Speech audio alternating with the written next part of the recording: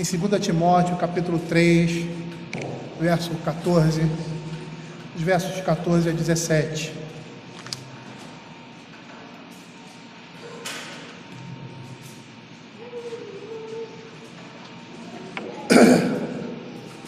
Diz assim a palavra do Senhor: Tu, porém, permanece naquilo que aprendeste, de que foste inteirado, sabendo de quem o aprendeste.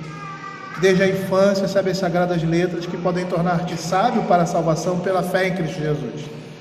Toda a Escritura é inspirada por Deus e útil para o ensino, para a repreensão, para a correção, para a educação na justiça, a fim de que o homem de Deus seja perfeito e perfeitamente habilitado para toda boa obra. Vamos orar mais uma vez.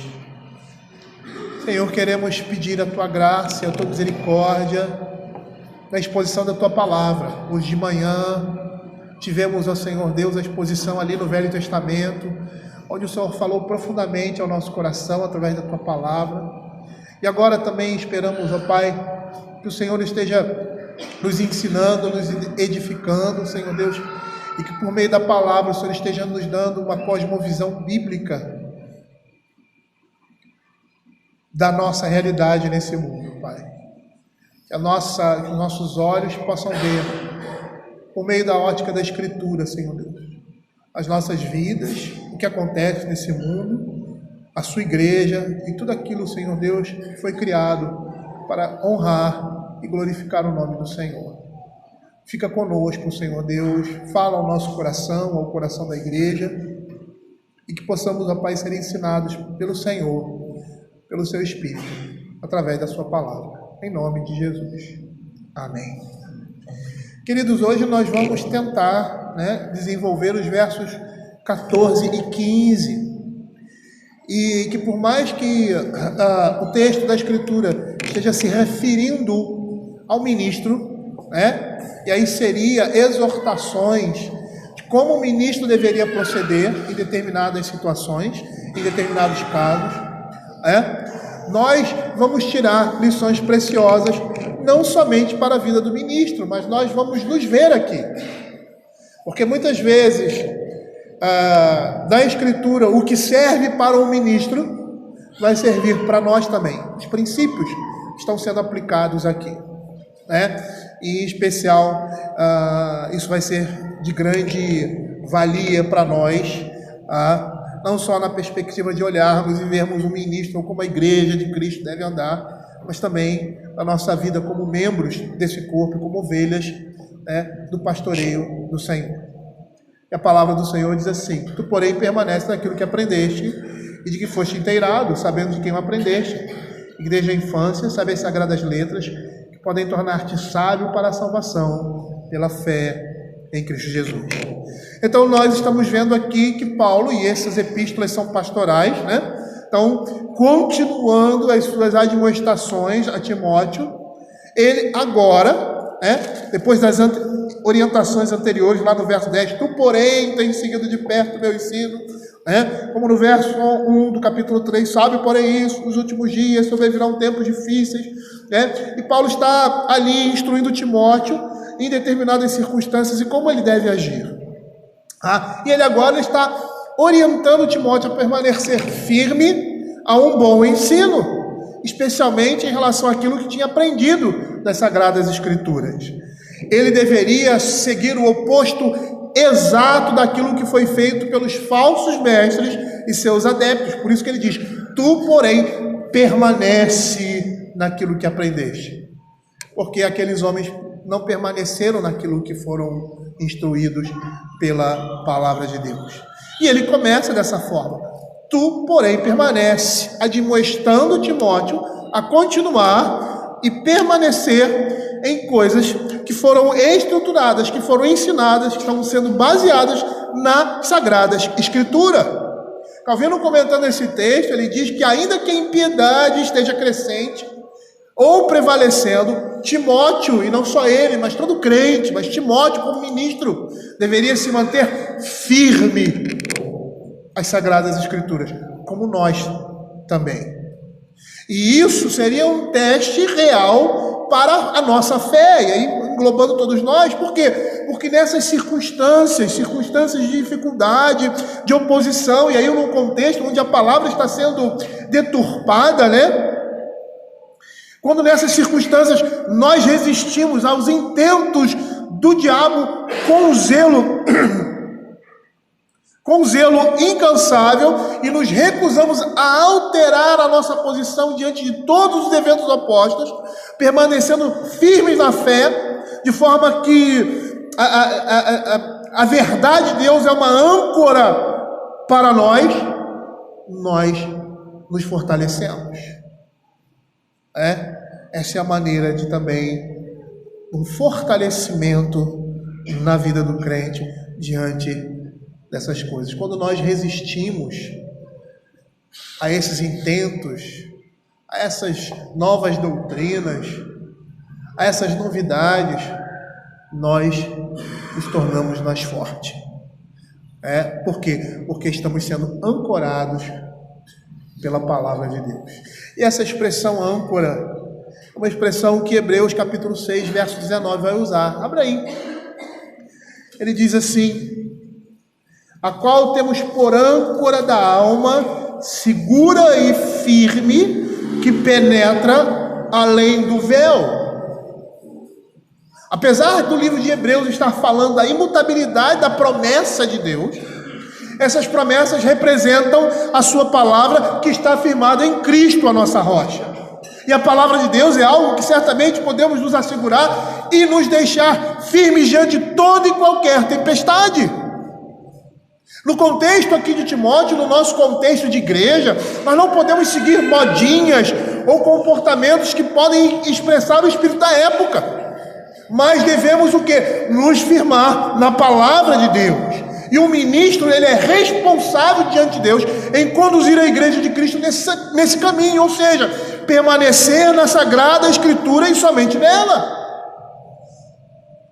Porque rejeitar o conhecimento de Deus, e aí eu falo para o ministro, para aqueles que têm a responsabilidade de trazer a palavra, rejeitar o conhecimento de Deus no meio do seu povo traz sobre si consequências desastrosas. É o que o livro de Oséias vai dizer lá no capítulo 4, no verso 6 de Oséias. Abra aí a sua Bíblia.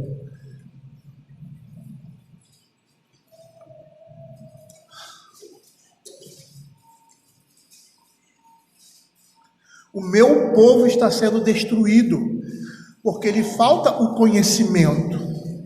Porque tu, sacerdote, rejeitaste o conhecimento, também eu te rejeitarei, para que não sejas sacerdote diante de mim.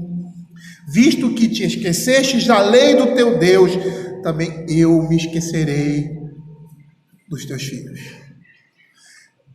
Rejeitar a palavra de Deus, abandoná-la, não permanecer nela, principalmente por aqueles que são responsáveis em zelar por essa palavra no seio da igreja e fazer com que essa palavra seja entendida, crida, e amada e conhecida, traz consequências desastrosas. Ele diz da destruição do povo e do abandono da sua descendência. Perceba que todas as promessas com relação à palavra de Deus estão relacionadas à descendência. Darei à tua descendência essa terra. É o completo abandono de Deus. E por que isso? Porque eles rejeitaram o conhecimento do Senhor. E aí nós podemos chegar a uma conclusão muito simples. Aprender apenas não basta. O que se aprendeu deve ser aplicado pelo Espírito Santo ao coração, para que também sejamos convencidos com uma convicção que transforme a nossa vida. Ou seja, aprender somente, conhecer somente a verdade não é o suficiente. Eu preciso fazer com que essa verdade faça parte da minha vida. Eu tenho que aplicá-la à minha vida, ao meu dia a dia. E dessa forma, e somente dessa forma, nós seremos verdadeiros discípulos de Cristo. Todo conhecimento da palavra de Deus tem um propósito: transformar o coração, transformar a vida, mudar a sua perspectiva, fazer com que você possa viver por meio daquele conhecimento. E é dessa forma que nós podemos dizer que somos verdadeiros discípulos de Cristo, quando estamos colocando a palavra de Deus em prática na nossa vida. Abra João capítulo 8, verso 31 e 32. Veja o que esse texto vai dizer.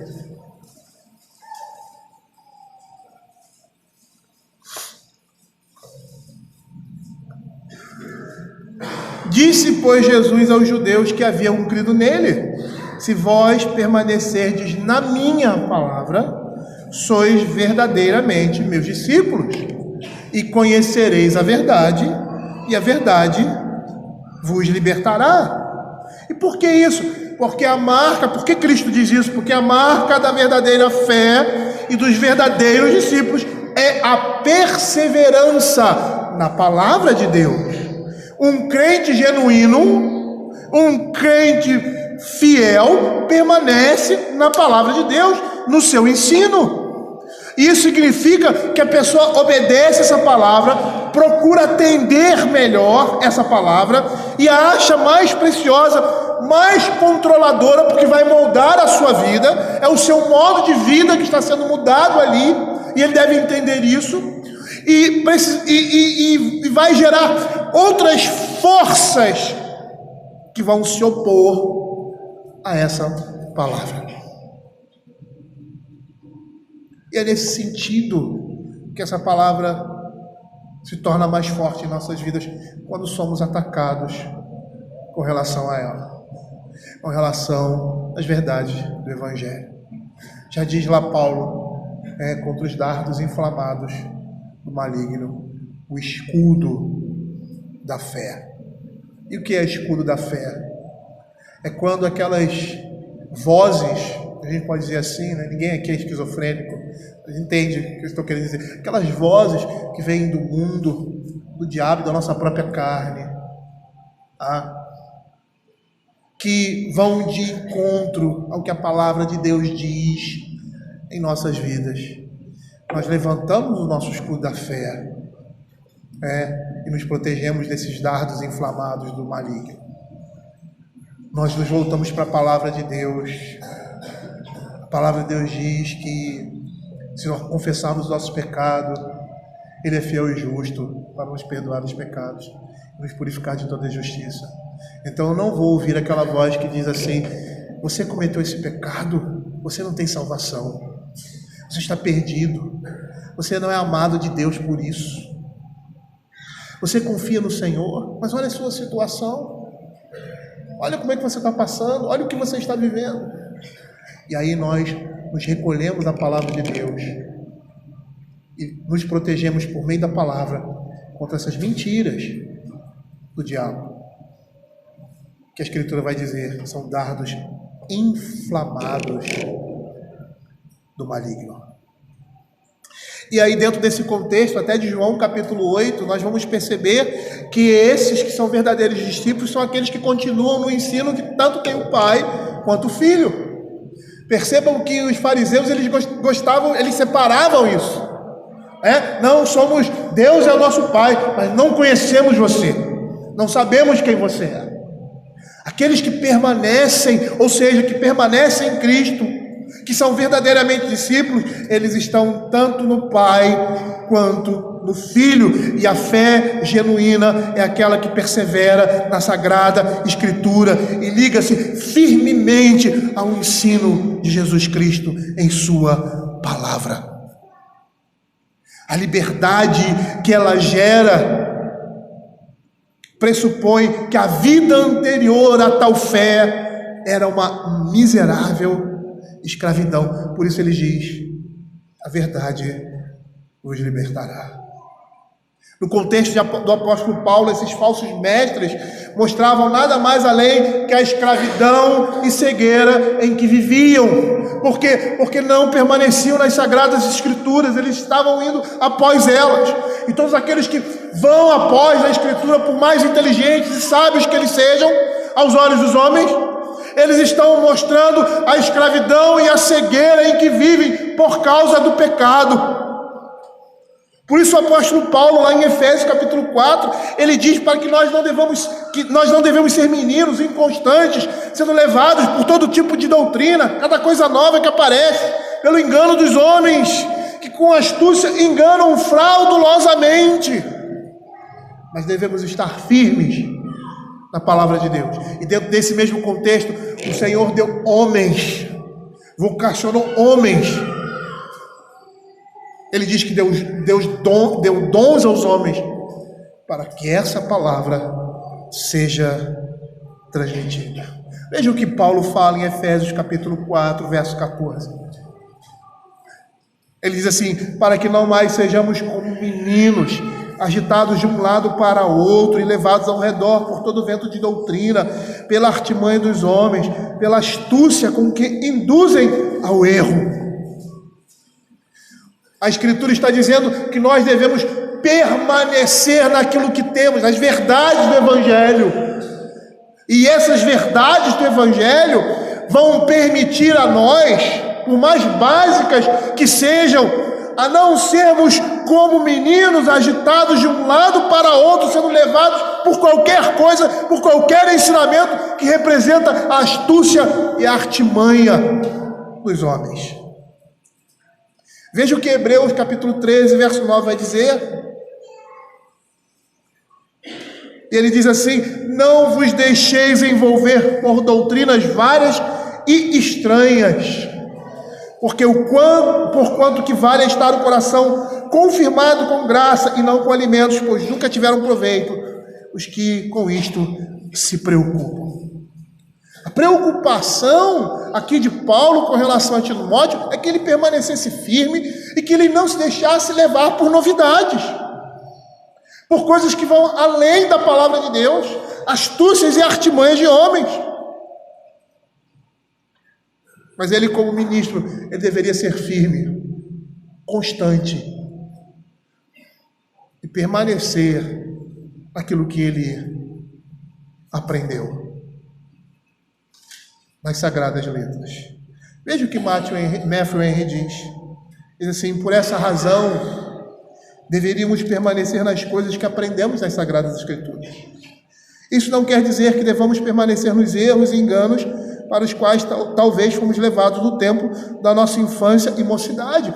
E o que muitas vezes acontece, porque essas coisas, após uma averiguação imparcial e uma completa convicção, deveríamos abandonar. Mas isso não muda nada quanto a permanecermos nas coisas que as Sagradas Escrituras claramente asseveram, e que até quem passa correndo consegue ler. Se Timóteo permanecesse fiel à verdade, como foi ensinado, isso prepararia contra os laços e insinuações dos enganadores. E ele diz: observe, Timóteo deve permanecer naquilo que aprendeu e de que foi inteirado. E a ideia aqui é que nós devemos nos esforçar cada vez mais para nos certificar daquilo que aprendemos. É conhecer a Escritura, é se aprofundar na Escritura, é ouvir a pregação, é se envolver na pregação, é se envolver no estudo da palavra. Por quê? Porque quando estamos fundamentados na verdade, nós estamos nos guardando do erro e do engano. Porque a certeza na fé é de grande importância e benefício.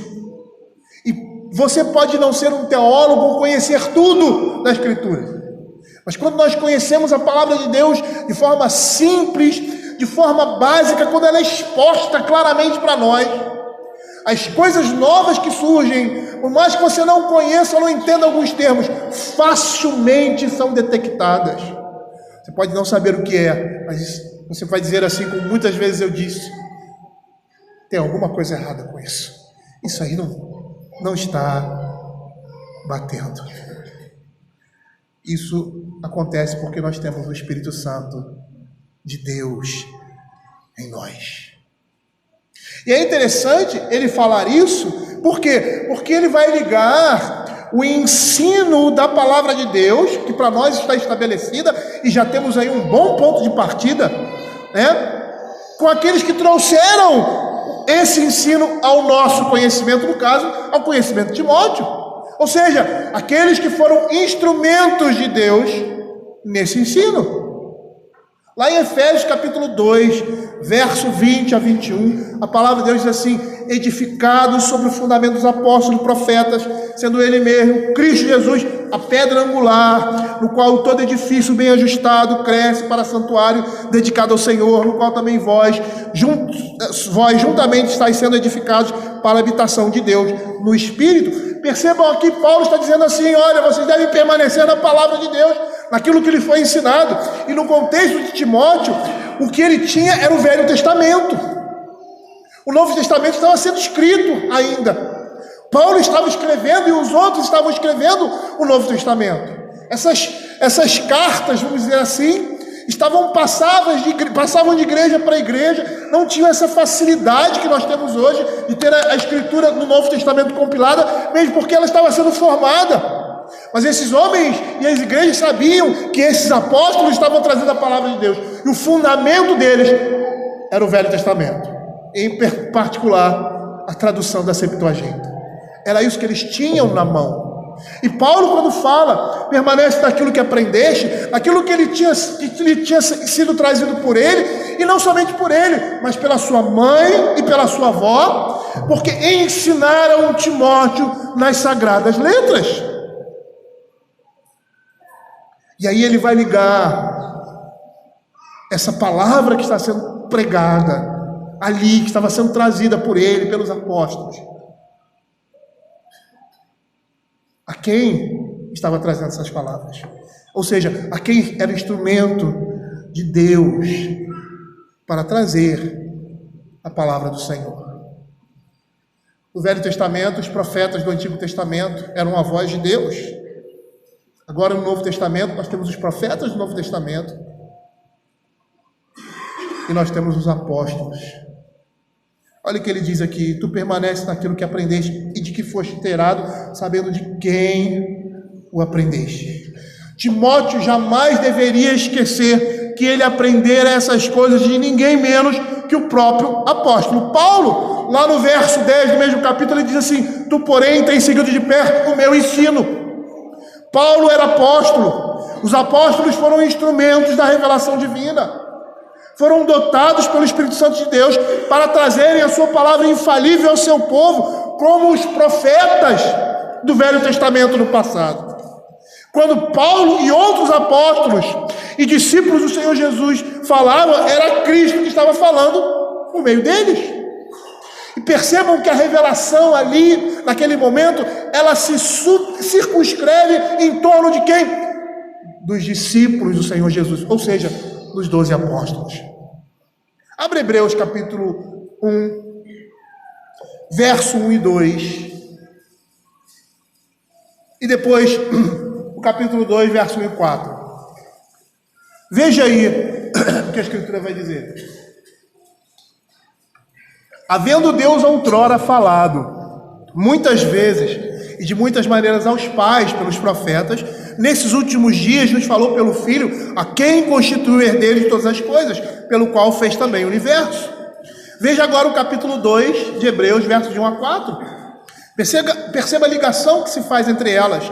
Por esta razão importa que nos apeguemos com mais firmeza às verdades ouvidas, para que delas jamais nos desviemos. Depois se tornou firme a palavra falada por meio de anjos, e toda transgressão ou desobediência recebeu um justo castigo.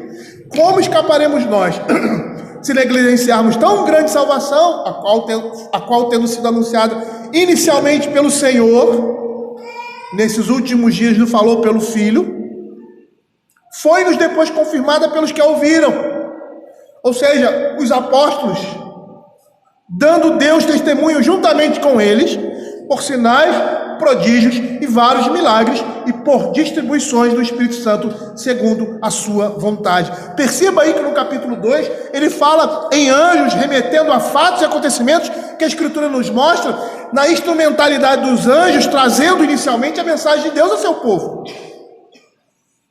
E aí você vê Estevão no seu discurso, lá em Atos capítulo 7, 35 e 38, citando essa instrumentalidade, e Paulo em Gálatas capítulo 3, verso 19, também mencionando essa instrumentalidade dos anjos, que Hebreus cita aqui no início. Mas inicialmente, a revelação de Deus, a sua palavra, vinha por meio dos profetas do Velho Testamento, por meio de sonhos e visões, como fala o capítulo 1. Em um determinado momento, a revelação da palavra de Deus se dá exclusivamente por meio do Filho de Deus. Cessam as profecias, porque a palavra de Deus se manifesta. É a encarnação da palavra de Deus. Cristo é essa encarnação. E aí Cristo, no seu ministério, comissiona seus discípulos que iriam após ele, pregando o evangelho, que logo após seriam chamados de apóstolos. E a gente vê esse chamado lá em Mateus capítulo 10, verso de 1 a 4. Esses homens, os apóstolos e profetas do Novo Testamento, por meio de Cristo, trariam a palavra de Deus, agora no final dos tempos, estabelecendo a igreja de Cristo, judeus e gentios, unidos em uma mesma fé, como Paulo vai falar lá em Efésios capítulo 2, verso de 11 a 22, e que dentro desse contexto ele diz assim, nos versos 19 e 20, assim já não sois estrangeiros e peregrinos, mas concidadãos dos santos e sois família de Deus, edificados sobre o fundamento dos apóstolos e profetas, sendo ele mesmo Cristo Jesus a pedra angular. Agora a palavra de Deus estava sendo trazida por esses 12 homens e por aqueles que o acompanhavam. E a forma como era trazida, divinamente inspirada, como os profetas do Velho Testamento, para trazer, para essa tarefa de trazer ao mundo o conhecimento do Evangelho, inicialmente revelado no Velho Testamento. E aí você vê 1 Pedro capítulo 1, verso 20 e 21, dizendo assim: sabendo primeiramente isto, que nenhuma profecia da Escritura provém de particular elucidação, porque nunca jamais qualquer profecia foi dada por vontade humana. Entretanto, homens santos falaram da parte de Deus, movidos pelo Espírito Santo. Agora essa mensagem viria, que anteriormente veio por meio dos anjos, agora vinha por meio dos profetas, através de sonhos e visões, e num determinado momento, num momento crucial da história, essas profecias e revelações, elas cessam, elas deixam de acontecer, porque a palavra está encarnada, e agora nesse novo advento, Cristo, instituindo uma igreja onde judeus e gentios estariam unidos, numa única fé, numa única família. Aos apóstolos e profetas, aos discípulos dos apóstolos, é dado essa incumbência de estabelecer, especialmente os apóstolos, a igreja de Cristo e trazer a sua palavra agora revelada por meio do Velho Testamento de forma obscura, sendo esclarecida, sendo iluminada de uma forma mais clara, porque o advento do reino de Deus é chegado por meio de Cristo. E aí o que os profetas, e especialmente os apóstolos que eram profetas, trazem aquilo que estava obscuro, ou o que o Velho Testamento apontava nesse Novo Testamento. O velho no novo e o novo no velho, uma única coisa. Essa mensagem agora viria por meio dos apóstolos e profetas, comissionados por Cristo, sendo Paulo um deles, caracterizado como apóstolo dos gentios, como ele era conhecido. E lá em Romanos capítulo 11, verso 13, ele diz isso: dirijo-me a vós outros que sois gentios, visto pois que eu sou apóstolo dos gentios, glorifico o meu ministério. Por isso Paulo tinha essa autoridade apostólica, pois Deus falava por intermédio dos apóstolos, por intermédio dele, como era com os profetas do Antigo Testamento. E Paulo deixa isso muito claro lá em 1 Tessalonicenses capítulo 2, verso 13, quando diz assim: outra razão ainda temos nós para incessantemente dar graças a Deus, é que tendo vós recebido a palavra que nós ouviste, que é de Deus, acolheste não como palavra de homens, e sim como em verdade é a palavra de Deus, a qual com efeito está operando eficazmente em nós, os que credes. E apesar de Paulo ser apóstolo, ter sido comissionado, inspirado pelo Espírito Santo para trazer a palavra de Cristo ao mundo, para falar, e quando ele estava falando, quando ele estava pregando, quando ele estava escrevendo, era Cristo que estava fazendo isso por meio dele. E apesar de Paulo ser apóstolo, testemunha ocular do Cristo ressurreto, comissionado por ele mesmo, Cristo, sua autoridade apostólica repousava na palavra de Deus e não nele. E é isso que ele fala em Gálatas, capítulo 1, verso 8 e 9, quando diz assim: mas ainda que nós, ou mesmo um anjo vindo do céu, vos pregue evangelho que vá além do que vos temos pregado, seja anátema. Assim como já dissemos e agora repito, se alguém vos prega evangelho que vá além daquele que recebestes, seja anátema. A autoridade de Paulo repousava-se na palavra de Deus, e ele, como instrumento dessa palavra, um instrumento movido por Deus de forma especial, de forma sobrenatural, estava trazendo ao conhecimento dos homens a mente de Cristo, exposta lá no Velho Testamento, muitas vezes de forma obscura. Calvino, quando está comentando esse texto, ele diz que o propósito de Paulo aqui é enaltecer a sua doutrina, ou seja, a sã doutrina ensinada por ele a Timóteo. E isso ele fazia porque nós não devemos perseverar em coisas nas quais temos sido erroneamente instruídos. Porque se queremos ser discípulos de Cristo, devemos desaprender tudo quanto nos fora ensinado a parte dele.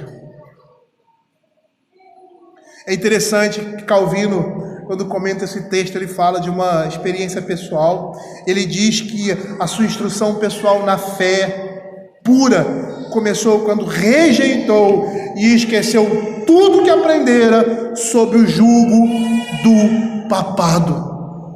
E é o que muitas vezes os crentes devem fazer por virem de determinados contextos ditos evangélicos, em que a palavra é pregada superficialmente ou de forma distorcida. Certa vez eu me deparei com um grupo de jovens que vinham de uma outra denominação e estavam tão sedentos de conhecer a palavra de Deus. Eu disse para eles assim: olha, vocês precisam mudar a mente de vocês. Vocês estão tendo um conhecimento reformado, mas a cosmovisão de vocês é pentecostal. Vocês precisam mudar isso, porque são duas coisas incompatíveis. Olhar a Escritura com uma cosmovisão que não é bíblica, que pode até parecer bíblica, mas que não é bíblica. É aplicar a palavra de Deus de forma errada. A mente precisa mudar. A maneira como nós pensamos a palavra precisa mudar. A nossa perspectiva e o nosso entendimento, ele deve se conformar à Escritura. Não podemos olhar para a Escritura com um pensamento que foge ao princípio básico, à lógica da própria Escritura. É como os ímpios fazem. Quando citam algum versículo ou colocam alguma instrução e, como pretexto, usam a palavra de Deus. Eles estão fazendo esse aborto, porque tem uma mente que não é a mente de Cristo, mas querem aplicar os princípios de Cristo na sua vida e principalmente às vezes na vida dos outros. E essas coisas formam uma cosmovisão bíblica deturpada da realidade da revelação. Paulo está dizendo a Timóteo que ele retivesse um ensino que soubesse ser verdade, como os bereanos fizeram com Paulo. E lá em Atos capítulo 17, nós vemos isso. Ora, os de Bereia eram mais nobres que os de Tessalônica, pois receberam a palavra com toda avidez, examinando as Escrituras todos os dias para ver se as coisas eram de fato assim. Paulo estava pregando e eles tinham lá o Velho Testamento, provavelmente a Septuaginta, que é a tradução grega do Velho Testamento, conferindo com o que Paulo estava falando e falando, não, realmente, isso que ele está trazendo, eu nunca tinha ouvido, mas olha, confere com as Escrituras. E quando nós falamos que o Velho Testamento ele apresentava o Evangelho, às vezes de forma obscura, a gente tem um exemplo muito claro disso quando Jesus está no caminho com os discípulos ainda após a sua ressurreição de Emaús, e ele diz assim: vocês não perceberam o que os profetas e os salmos e toda a escritura do Velho Testamento falou a respeito do Cristo? E aí às vezes, onde é que estavam essas coisas? A gente olha o Velho Testamento e não consegue perceber. Mas eles foram confrontados com essa realidade quando Cristo apresenta o Velho Testamento para eles e dizem: isso aqui é o que representa a nossa realidade hoje. E aí eles conseguem olhar para o Velho Testamento e entender o Novo. Aquele livro que nós estamos lendo, que é uma série, ele diz isso no seu prefácio, que o Novo Testamento está no Velho e que o Velho está no Novo. Por isso que não tem essa distinção, essa separação. É a Bíblia, é a Escritura, que demonstra o plano redentor de Deus de forma progressiva, e que tudo que nós temos no Novo Testamento, que aos nossos olhos estava encoberto, nos foi revelado em Cristo Jesus. Como diz lá no Éden, que a serpente iria morder o calcanhar do descendente e que o descendente pisaria na cabeça da serpente. Isso se referia a Cristo.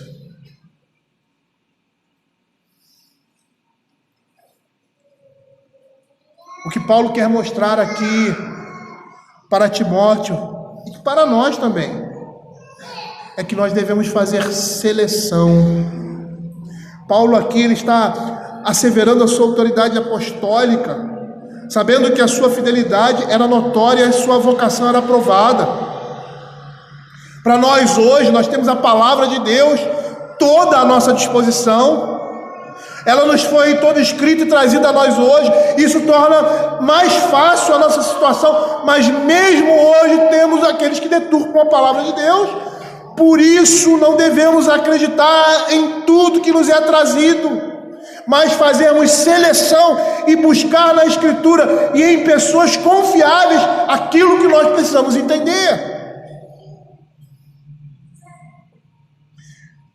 Mas também nós contamos com o discernimento do Espírito Santo em nós, que é dado a todo crente. E se nosso discernimento está fraco ou está debilitado, nós precisamos pedir isso a Deus. E esse discernimento ele vem pela leitura da palavra de Deus e pela oração. Mas eu gostaria de abrir um parênteses aqui e falar sobre essa seleção que Paulo está dizendo aqui, o cuidado de saber que aquela palavra é original, ou seja, é verdadeira, é a Escritura Sagrada, é Paulo que estava trazendo ali, é Bíblia. E também quem estava trazendo? Nós fazemos isso em tudo, Então, em geral, quando eu vou indicar, e os meus professores, amigos me indicam determinados livros, você sabe que determinados autores você pode pegar e ler sem medo, ou seja, sem ter nenhuma dúvida, uma pulga atrás da orelha. Você vai ler de coração aberto, Por quê? Porque aquele homem ali que escreveu aquele texto é um homem confiável. É alguém que tem os mesmos princípios que nós, a autoridade da Escritura, a sua inerrância.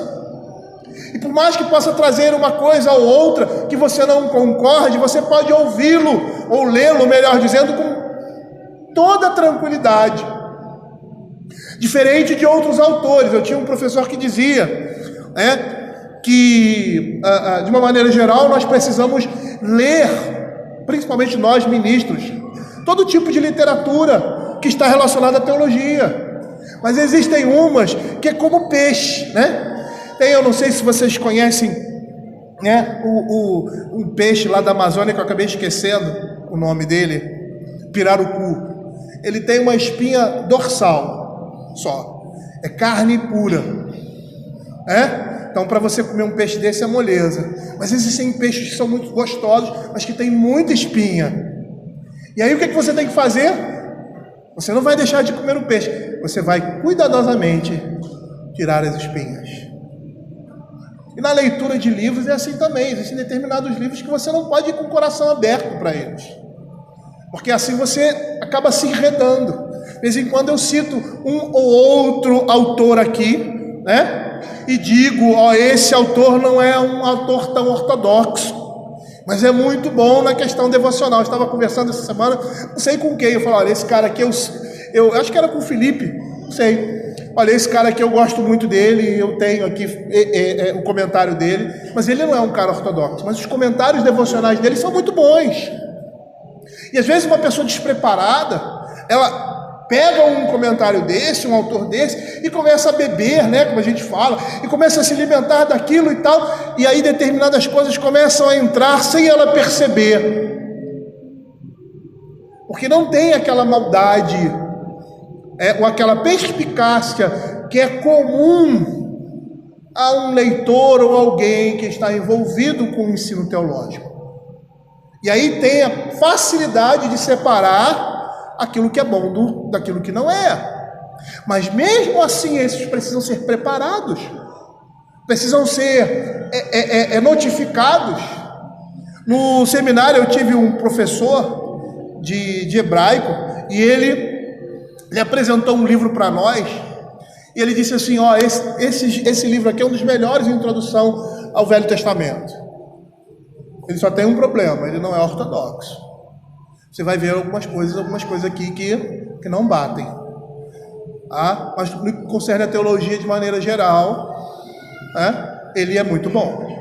Então você vai para a leitura desse livro com o pé atrás. Porque quando você... é aquilo que o professor ele disse, aí você vai pesquisar. Então não é assim. Porque muitas vezes esses argumentos são muito convincentes. E às vezes nós não estamos preparados ali para combater esses argumentos, e somos levados, e lá na frente nós percebemos que incorremos em erro. Tudo na nossa vida deve ser assim. Nós devemos estar atentos a essas coisas, e Paulo está dizendo isso nesse tipo de seleção. Nós não podemos receber tudo de braços abertos, de coração aberto. Devemos ter reservas. A única reserva que nós não podemos ter é com relação à palavra de Deus. Nós não podemos ter nenhuma reserva com relação à palavra de Deus, porque é palavra de Deus. Olha o que Calvino fala sobre isso.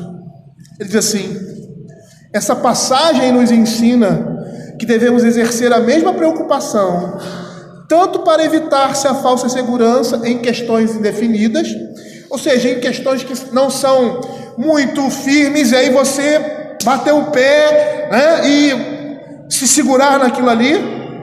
Ou seja, todas as coisas que os homens ensinam, quanto sustentar a verdade de Deus com inabalável firmeza. Também aprendemos que devemos acrescentar à nossa fé o discernimento que nos possibilita distinguir a palavra de Deus da palavra do homem, de modo que aceitemos, sem mais nem menos, tudo quanto nos é oferecido. Nada é mais estranho à fé do que uma credibilidade simplória que nos convida a aceitar tudo indiscriminadamente, não importando qual seja a sua natureza ou fonte, pois o principal fundamento da fé é sabermos que ela tem a sua origem e a autoridade em Deus. Perceba como é importante esse aspecto, ou seja, de onde vem essa instrução, quem é o instrumento desse ensino. A pessoa que está trazendo essa instrução é alguém confiável, maduro o suficiente ou conhecedor de tal assunto? Porque se nós não formos assim, nós seremos levados por todo vento de doutrina. Eu não gosto de citar muito textos clássicos, mas é bom, muitas vezes, termos esses textos ou ensinos clássicos ao nosso lado. E por que isso? Porque Aristóteles ele tem um livro que chama-se A Retórica. E ele fala de 3 aspectos importantes no discurso. O ethos, o pathos e o logos. E um desses está atrelado à pessoa do orador, a confiabilidade do seu discurso atrelado ao caráter de quem fala. E na antiguidade a gente sabe que a questão da oratória, as disputas políticas, filosóficas, sociais eram feitas em plena praça, onde se decidiam os rumos da cidade, e era chamado aquilo de democracia, onde grandes oradores falavam, e esses aspectos foram ressaltados por Sócrates. Por quê? Porque muitas vezes eles usavam desses artifícios para enganar, ou trazer aquelas pessoas para as suas convicções. E um dos aspectos que ele falava que se encaixa aqui, que Paulo está dizendo, permanece naquilo que aprendeste, sabendo de quem o aprendeste. Era o caráter daquele que fala. Quem está falando aqui? Quem está trazendo essa mensagem? Isso também era importante nesse aspecto da igreja aqui. Principalmente porque muitas pessoas vinham de lugares diferentes, dizendo que eram enviados dos apóstolos, como os judaizantes. Eu sou enviado de Pedro, e a igreja o recebia de braços abertos, não tinha e-mail, não tinha internet, às vezes a comunicação demorava muito, aí o cara chegava lá, o irmão em Cristo, e tal, e pá, e começavam a trazer um ensino completamente distorcido. E aí quando descobriam, aí o estrago já estava feito.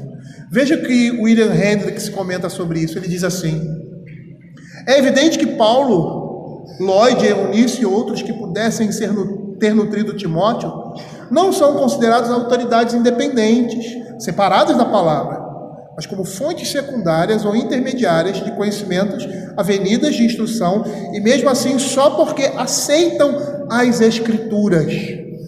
Porque o nosso fundamento é a palavra de Deus.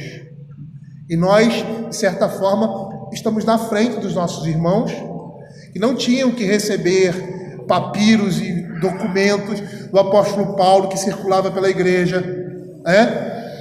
Nós temos tudo aqui na nossa mão, então é mais fácil para nós.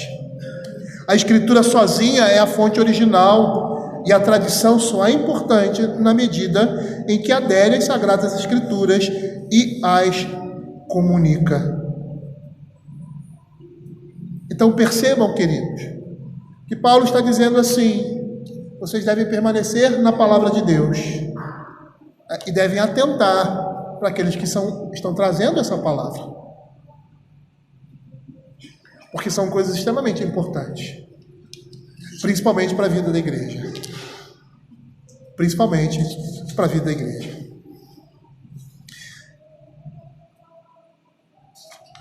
Eu estou vendo aqui algo que eu pulei. Quando eu falei de modinhas não sei se está mais à frente, mas eu me lembrei de uma situação que eu vi muito e que vejo muito por aí, mas principalmente na época que eu era seminarista eu via muito. Pastores que eram pastores de evento. E por que eram de evento? Porque não se fundamentavam na palavra de Deus. Eu não consigo entender um ministro que não gosta de pregar. Não consigo entender. Não consigo entender um ministro que não gosta de ensinar. Não consigo entender. Porque isso é a alma de um ministro. A pregação e o ensino da palavra de Deus.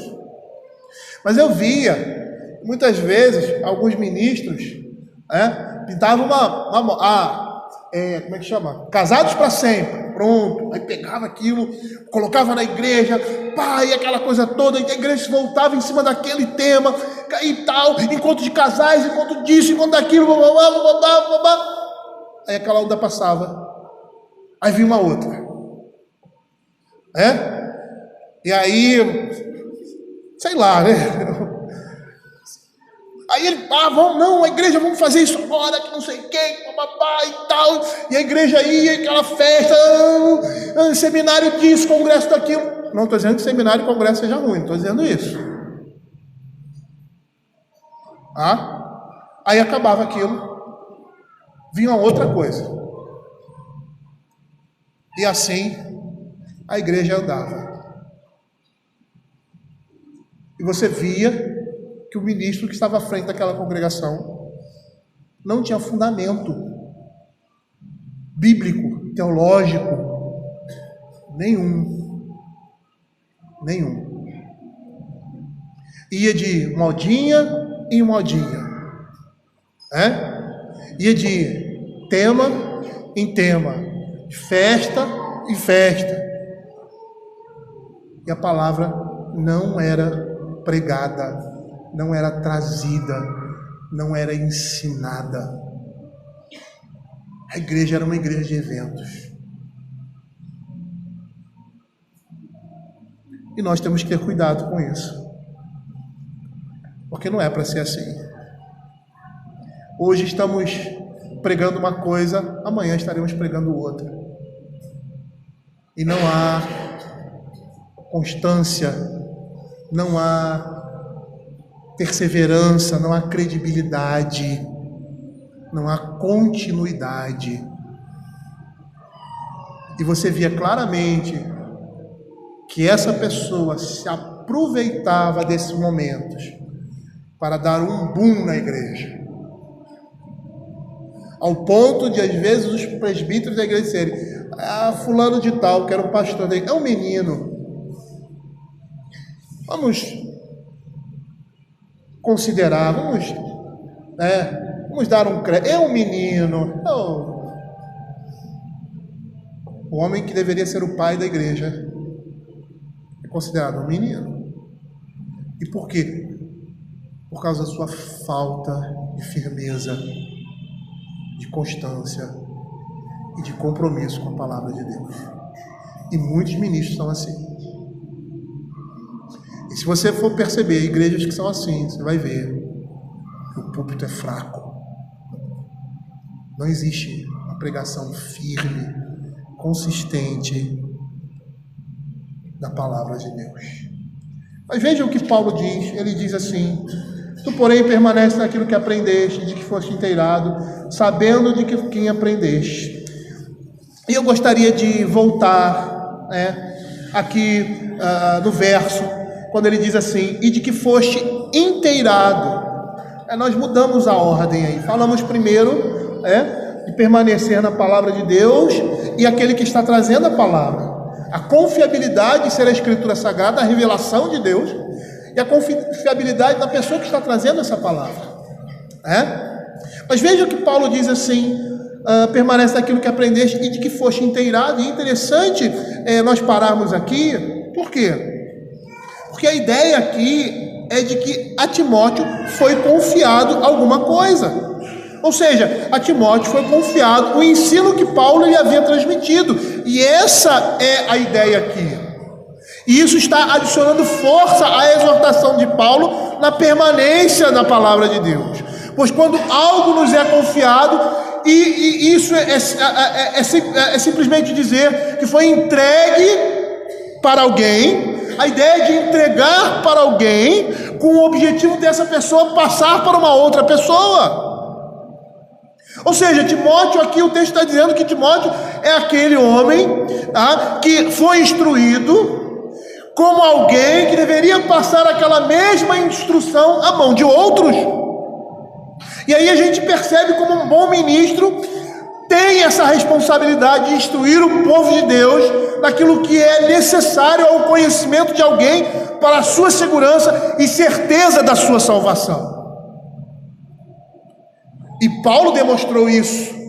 E ele disse isso lá em Atos capítulo 20, verso 26 a 27, quando ele diz assim: portanto eu vos protesto no dia de hoje que estou limpo do sangue de vós, porque jamais deixei de vos anunciar todo o desígnio de Deus. A preocupação de Paulo ali com a igreja, com as igrejas de Éfeso, ali no capítulo 20 de Atos, era que ele estava ali com um propósito. O propósito dele era pregar o evangelho, a trazer o conhecimento da igreja, tudo aquilo que ele podia, que ele tinha conhecido da palavra de Deus. Ele não guardou nada para si. Aquilo que ele pôde e deveria ensinar, ele ensinou a igreja, ele transmitiu à igreja, porque era necessário que a igreja conhecesse. O cristianismo não é uma religião de mistério, onde a palavra de Deus fica reservada a um grupo seleto. Não, essa palavra é para ser disseminada, e os apóstolos e profetas, os ministros, eles estudam para transmitir a palavra de Deus e trazer ao conhecimento do povo de uma forma que eles possam compreender e possam aplicar, possam viver e possam defender a sua fé.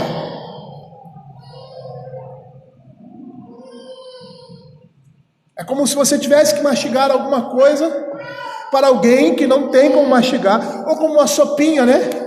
Ou sei lá, uma batata que você dá para a criança, você amassa, e aí você dá uma amassadinha, porque é dessa forma que ela pode se alimentar.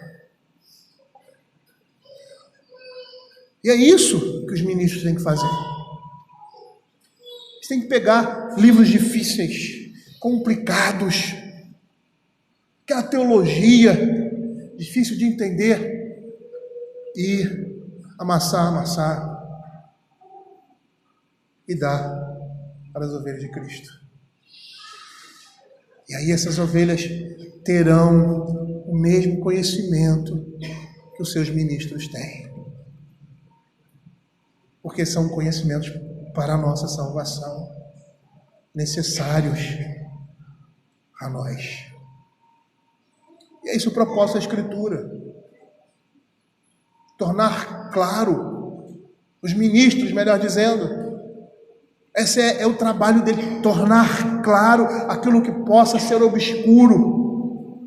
Eles se dedicam para isso, eles estudam para isso, e eles devem trazer essa palavra de forma que o povo entenda.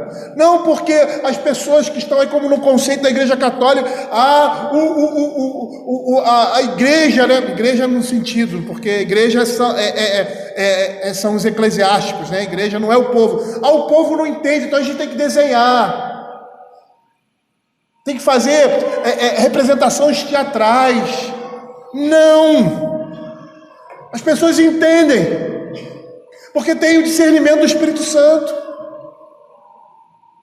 E você que é o teólogo, você que é o instrutor, você deve trazer esse ensino de forma clara. E a igreja vai receber isso e vai chegar no mesmo nível que os ministros, e aí vão ultrapassar muitas vezes, mesmo não servindo ou estudando num seminário, porque a igreja deve ser esse seminário. Não porque o pastor fala palavras difíceis ou termos teológicos, mas porque ele traduz isso para o povo. E o povo passa a conhecer a palavra de Deus profundamente, como o Senhor Jesus fez com seus discípulos, ao ponto dos fariseus dizendo: esses homens não fizeram a academia, o pós-doutorado em judaísmo, nas leis, mas olha como eles falam, olha o conhecimento que eles têm. Eles só podem ter andado com Cristo. Eram homens simples, mas que conheceram a palavra de Deus de forma profunda.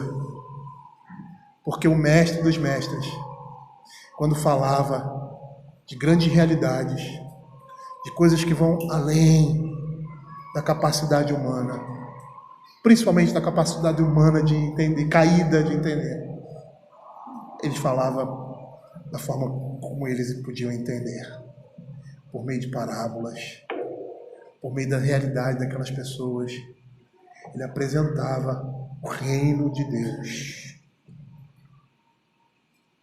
E aqueles homens conheciam profundamente as Sagradas Escrituras, porque tinham Cristo como seu mestre. E é esse mesmo Cristo que está falando a vocês agora, por meio dessa palavra. Os puritanos diziam que quando um homem sobe ao púlpito, ele fala, ou melhor, ele é fiel, prega fielmente a palavra de Deus, é Cristo que está falando por meio dele. E não precisa nem fazer uma força muito grande, né, para entender isso. Por quê? Porque a Escritura foi dada por ele. E nós só estamos dizendo o que ele está dizendo aqui. Então não sou eu que estou dizendo. Não é a minha cabeça que descobriu essas coisas. Não é a minha inteligência que criou isso. Mas é a palavra de Deus, que pode ser alcançada por todos nós, por todos aqueles que abrem a palavra de Deus e leem a sua palavra. É lógico que existem determinadas relações, determinadas coisas que fogem à nossa realidade, ao nosso métier, porque não é a nossa área de estudo, né? Não temos teólogos aqui na igreja, não estou falando para seminaristas, não estou falando para pastores, né? Estou falando para crentes, mas estou falando da palavra de Deus. E essa palavra tem poder para abrir a nossa mente, para abrir o nosso entendimento. Quantas vezes aqui na nossa pregação, o Alexandre chega para mim e diz assim: sim, você podia ter falado isso e tal. Eu falei, eu nem pensei nisso, Alexandre, você tem razão. Porque tem isso assim, assim. E não é só Alexandre não, outros membros também da igreja, eu me lembrei dele porque ele faz muito isso. Mas outros fazem determinadas relações.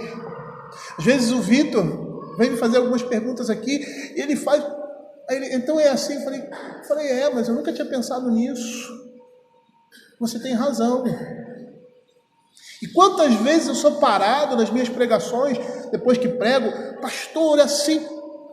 É o Espírito Santo ligando a palavra que está implantada no seu coração com aquilo que eu estou dizendo, e confirmando e construindo esse conhecimento que dá vida, que aponta para Cristo, que é a imagem dele, que é a mente dele, que está sendo formada em nós. E por quê? Porque eu estou ensinando aquilo que eu aprendi, ou coisas da minha cabeça? Não, porque eu estou ensinando a palavra de Deus, porque eu estou trazendo aquilo que Cristo falou por meio de si mesmo, por meio dos seus profetas, por meio de seus apóstolos. Eu só sou um instrumento.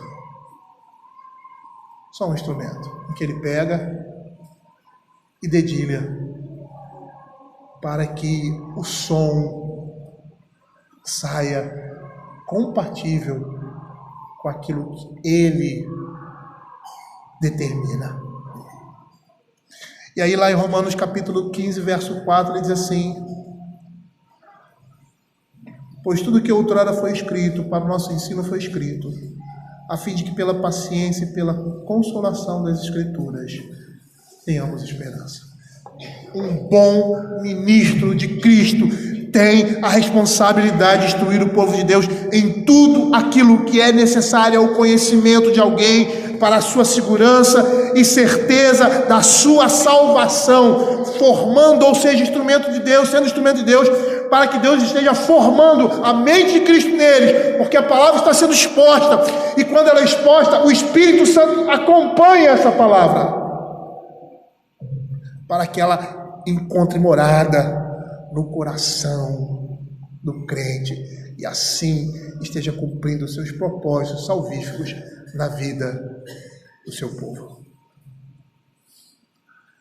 Eu tinha me proposto a falar sobre o verso 15 e aí fechar essa ideia aqui que Paulo fala a respeito da instrução que ele recebeu de Paulo, dos seus pais, ou seja, de sua avó e de sua tia, de sua mãe, Mas eu vou parar por aqui. E gostaria de lembrar aos irmãos algumas coisas que nós falamos até esse momento.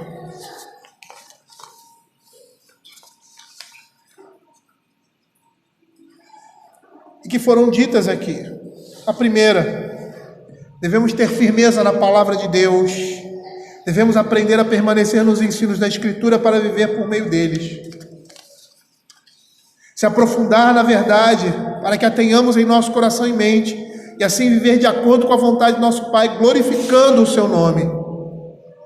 Devemos também estar atentos naqueles que estão trazendo a palavra de Deus, apesar de a palavra ter autoridade em si mesma.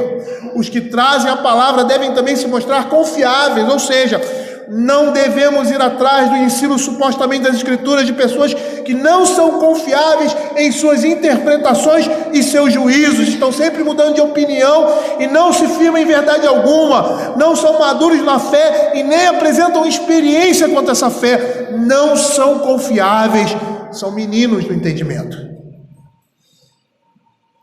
E o ministro deve entender que lhe foi confiado o ensino para ser repassado a outros. E ele deve ser apto a ensinar e a se esmerar nessas coisas. Perceba que o que nós temos aqui nessas epístolas, elas vão mudar o comportamento da igreja. E se nós seguirmos o que nós estamos vendo aqui, nós vamos ser uma igreja que é coluna e baluarte da verdade. Não seremos perfeitos no sentido de nunca errarmos. Onde existe o homem, existe erro. Como diz aquela expressão latina, errar é humano. Mas nós não podemos persistir no erro. E quando nós estamos seguindo o que a Escritura fala com relação à igreja, com relação aos seus ministros, tanto na sua escolha, quanto na sua postura, nós estamos agradando ao Senhor e estamos fazendo a sua vontade. E Deus, por meio da sua igreja, está salvando vidas, preservando o seu povo num mundo miserável como o nosso, onde o pecado avança de forma avassaladora. Mas pela vontade de Deus, com o seu propósito soberano de trazer o juízo em tempo determinado e instruir a sua igreja a aprender a viver nesse mundo e a ser também como Cristo foi. E o que nós devemos esperar nas nossas dificuldades e batalhas, lutarmos duramente e fielmente pelo Evangelho em nossas vidas, porque certamente receberemos a coroa da vitória. Vamos orar. Senhor, queremos te agradecer pela tua palavra e te pedir que essas instruções, ó Senhor Deus, na vida da tua igreja não sejam, Senhor, em vão. Tem misericórdia do teu povo, Pai, e esteja por meio da tua palavra, Pai, alimentando o teu povo e fazendo crescê-los na tua graça, em piedade e em santidade de vida. É o que nós pedimos, em nome de Jesus. Tem misericórdia de nós, Pai. Não permita, Senhor, que tudo o que temos ouvido, que tudo que temos aprendido, Senhor, seja em vão nas nossas vidas. Mas que com a tua misericórdia, por meio do teu Espírito, o Senhor esteja transformando os nossos corações, transformando a nossa vida, Pai, e nos tornando cada vez mais parecidos com o Senhor. É o que nós pedimos, em nome de Jesus. Amém.